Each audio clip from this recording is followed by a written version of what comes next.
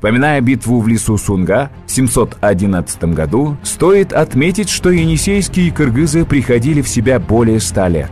Все эти 100 лет кыргызы платили налоги сначала восточным тюркам, а затем и уйгурскому каганату. До 820 года было много попыток стать независимыми, но они не имели успеха. И только в 820 году енисейские кыргызы стали достаточно сильны, чтобы бросить вызов уйгурскому каганату. Кыргызский аджо объявил себя каганом. Каган – повелитель всего кочевого мира, что было вызовом уйгурскому кагану и веской причиной для войны. Из-за этого уйгурский каган отправил войска на Енисей, которые были разбиты кыргызской армией. Между енисейскими кыргызами и уйгурским каганатом началась война, которая длилась 20 лет. Но удача отворачивается от уйгурского каганата. Государство терпит падеж скота. Уменьшается население. Все больше людей болеют. Кроме всего прочего, в каганате разворачивается междоусобная борьба. В итоге кыргызский аджо пишет ультиматум уйгурскому кагану и отправляется в поход на столицу уйгуров. «Судьба твоя решена. Я скоро возьму твою орду, где у входа привяжу своего коня и подниму свое знамя.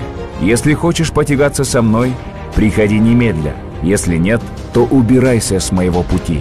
В 840 году кыргызы побеждают уйгуров, и аджо водружает свой флаг в столице уйгурского каганата Ордо-Балыке, грабит город и становится каганом. Около 100 лет существовал кыргызский каганат, который позже назовут Кыргызским великодержавным государством. Имена кыргызских предводителей до нас, к сожалению, не дошли. Есть версии, что предводителя кыргызов перед походом назвали Манасом. По одной из версий, Манас или его прообраз жил в это время. Кыргызский каганат продержался недолго. Причиной тому стало рассредоточение кыргызских племен по большой территории.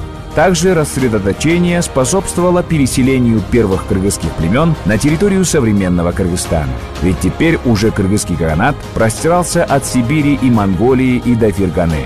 За те века кыргызской истории, о которых мы говорили ранее, мы можем проследить, как появилось первое упоминание о кыргызах.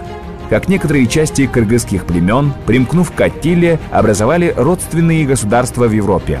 Как начиная с 7-8 веков, кыргызы постоянно вели борьбу за свою независимость и в конце концов получили ее в виде великодержавия и большого государства.